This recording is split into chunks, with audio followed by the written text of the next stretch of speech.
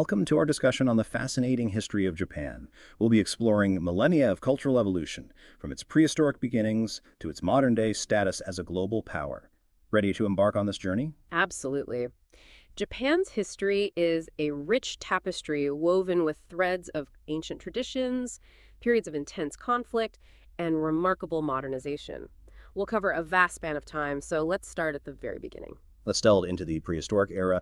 What's the earliest evidence of human presence in the Japanese archipelago? The oldest evidence points to the Paleolithic period, around 39,000 years ago.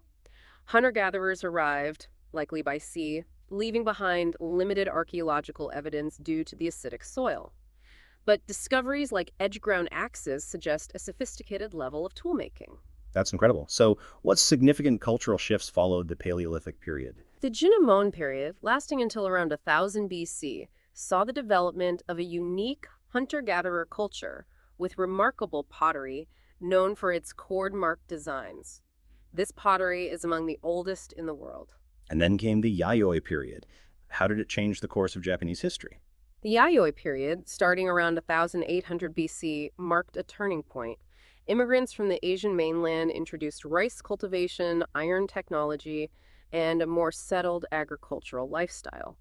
This led to population growth and a gradual shift away from the Junmon hunter-gatherer way of life. It sounds like a significant cultural clash. How did these different groups interact? There was a fusion, a blending of cultures. The Yayoi people didn't completely replace the Junmon. There was genetic and cultural admixture.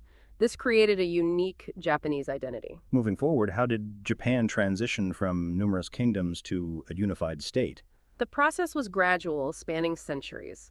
The Yamato state, centered in the Kinai region, gradually extended its influence through both military conquest and diplomatic alliances. The imperial dynasty, established during this time, continues to this day. The Heian period is often considered a golden age. What made it so significant? The Heian period, 794–1185, with its capital in Heian-kyūt, modern Kyoto, saw a flourishing of classical Japanese culture. It was a time of artistic and literary achievements, with works like The Tale of Genji becoming cornerstones of Japanese literature. But the power of the imperial court waned. How did the feudal system emerge? Over time, the power shifted from the imperial court to powerful clans, first civilian aristocrats like the Fujiwara, and then to military clans and their samurai warriors. The Genpei War, 1180–85, saw the Minamoto clan rise to dominance, establishing the Kamakura shogunate. The Kamakura shogunate faced some formidable challenges. Tell us about the Mongol invasions. Yes, the Kamakura shogunate successfully repelled two major Mongol invasions in 1274 and 1281, aided by typhoons that devastated the Mongol fleets. These kamikaze wins became legendary. And what followed the Kamakura shogunate? The Muromachi period, 1333–1568, saw the rise of powerful regional warlords, the daimyo, who challenged the shogun's authority. This led to a period of civil war, the Sengoku period. The Sengoku period sounds chaotic. How did Japan eventually reunify? The late 16th century saw the rise of Oda Nobunaga and his successor, Toyotomi Hideyoshi, who gradually reunified Japan through military prowess and strategic alliances. They also introduced firearms, significantly changing warfare. The Edo period is known for its isolationism. What was the Sakoku policy? The Tokugawa shogunate, 1600–1868, established after the Battle of Sekigahara, implemented the Sakoku policy, severely restricting contact with the outside world. This period saw relative peace and prosperity, but also strict social control. How did Japan's isolation end? Commodore Matthew Perry's arrival in 1853 with American warships forced Japan to open its ports, ending the Sakoku policy and ushering in a period of rapid modernization. The Meiji Restoration was a pivotal moment. What were its key features? The Meiji Restoration, 1868, saw the emperor restored to power, and Japan embarked on a path of rapid modernization, adopting Western technology and institutions while maintaining its unique cultural identity. This modernization led to significant changes in Japanese society. Can you elaborate?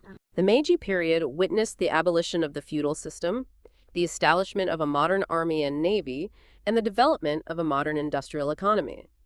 Japan also expanded its influence in Asia, engaging in wars with China and Russia. Japan's role in World War II is a complex and controversial topic. What were the key events?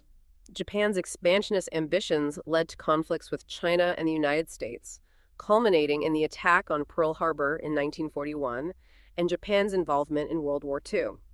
The war ended with the atomic bombings of Hiroshima and Nagasaki. The post-war period saw significant changes under the Allied occupation. What were the main goals? The Allied occupation, 1945-1952, aimed to demilitarize and democratize Japan, implementing reforms that led to a new constitution, land redistribution, and the dismantling of the zaibatsu, powerful family-controlled business conglomerates. And what about Japan's economic miracle after the war? Post-war, Japan experienced remarkable economic growth, becoming a global economic powerhouse. This Japanese economic miracle was fueled by industrialization, technological innovation, and close ties with the United States. The Heisei and Reiwa periods have presented new challenges and opportunities. What are some of the key developments? The Heisei and Reiwa periods have seen continued economic growth, albeit at a slower pace, along with demographic challenges like a declining birth rate. There have also been ongoing discussions about Japan's wartime past and its role in the international community. Recent events, such as the assassination of former Prime Minister Shinzo Abe and the increased tensions in the region, highlight the complexities of modern Japan. This has been a truly insightful discussion into the rich and complex history of Japan. Thank you for sharing your expertise.